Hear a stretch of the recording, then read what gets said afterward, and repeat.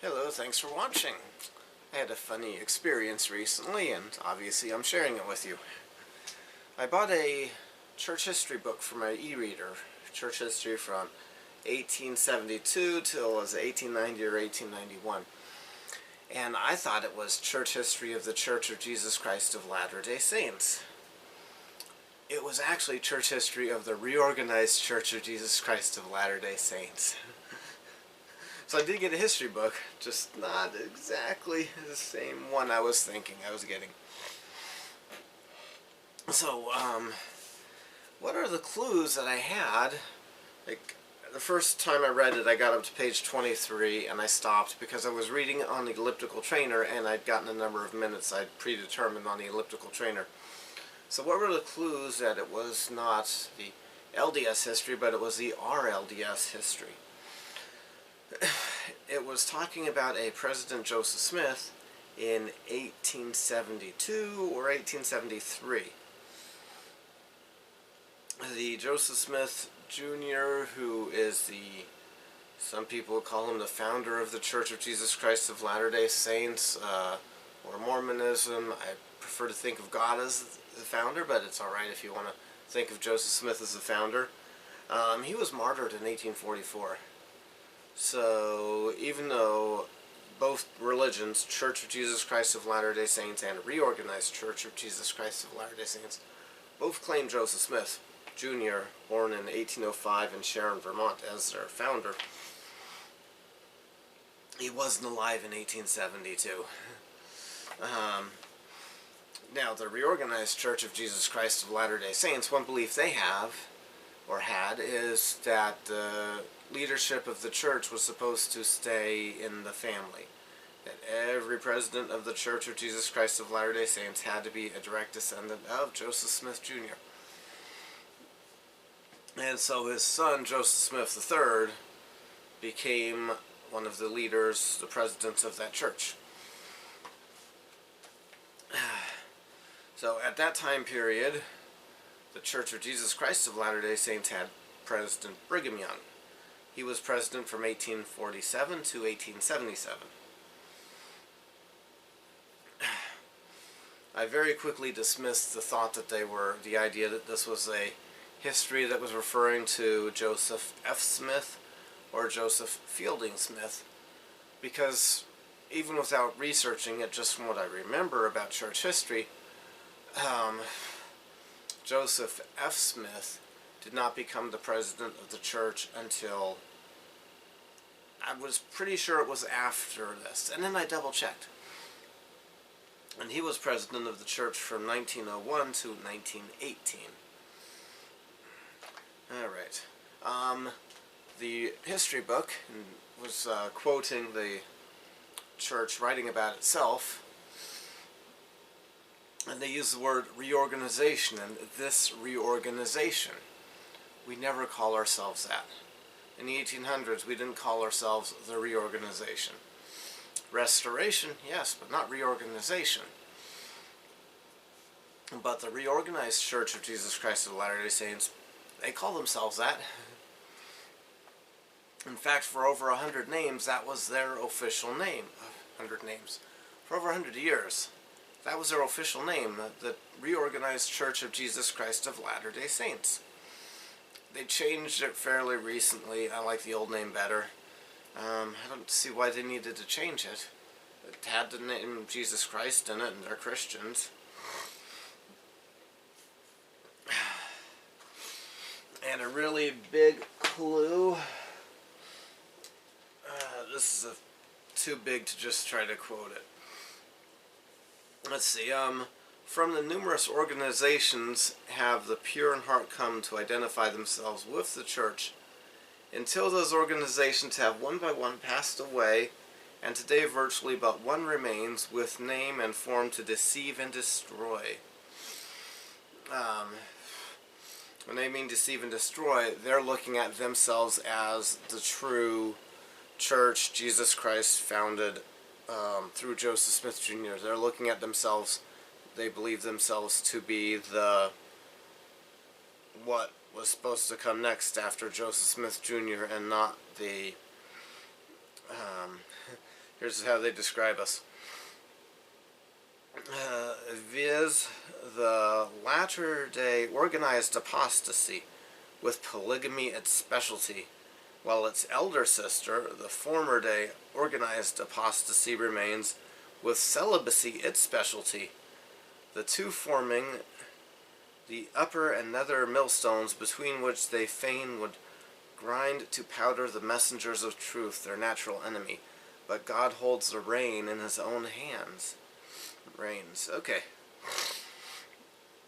So, one difference between the Church of Jesus Christ of Latter-day Saints and the reorganized Church of Jesus Christ of Latter-day Saints is not current polygamy, but past polygamy. The reorganized Church of Jesus Christ of Latter-day Saints, especially at this time in the 1800s, was denying that Joseph Smith Jr. had taught polygamy at all. We've got some good evidence that he did, though. And I'm not sure if they take such a firm stand on that subject now that we have more more evidence. People in the 1880s that were alive when Joseph Smith was alive, giving us their memories of what he taught them.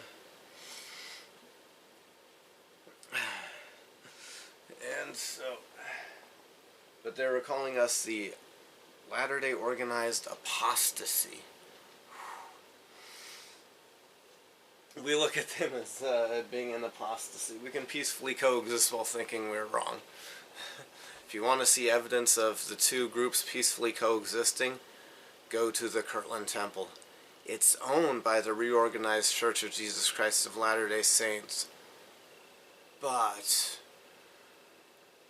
I bet there's a lot more members of the Church of Jesus Christ of Latter-day Saints going there to see that historic and important and sacred building than there are reorganized Church of Jesus Christ of Latter-day Saints.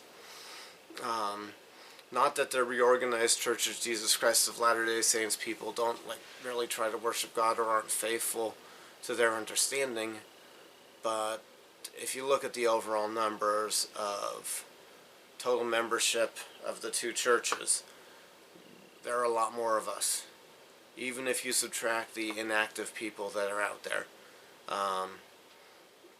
Members that are actually coming to our church meetings, there are a lot more of us than there are of them. And I'm not saying that as a proof of who's right or who's wrong, but a proof of there are probably more of us going to that temple than of them.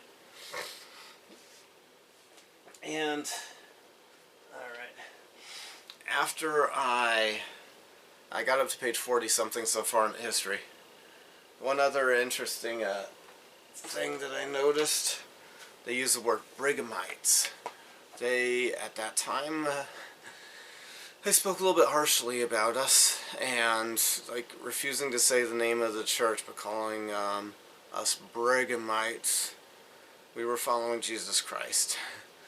Brigham Young was Jesus Christ's tool. He was the messenger of Jesus Christ, but we were, really following Jesus Christ. But that's one way to know for certain if a old book from the 1800s is us or them, because we don't call ourselves Brighamites, at least we don't usually. They denounced Brigham Young for a couple of things. For his handling of leaving the presidency of the Deseret National Bank, ZCMI, which is Zion something Mercantile Institution. And they accused him of being against education. But I highly suspect they were, if not promulgating rumors, being very eager to believe bad rumors about Brigham Young. Because Brigham Young Academy was founded in 1876. I doubt somebody would, in 4 years' time, go from hating the concept of education to loving the concept of education. Alright, so for those of you who don't know, the Reorganized Church of Jesus Christ of Latter-day Saints is a breakoff from the Church of Jesus Christ of Latter-day Saints. They might, flip it the other way around. They might believe we are the breakoff and they are the true thing that should have been next after Joseph Smith Jr., and that's alright. We can peacefully coexist while having different beliefs.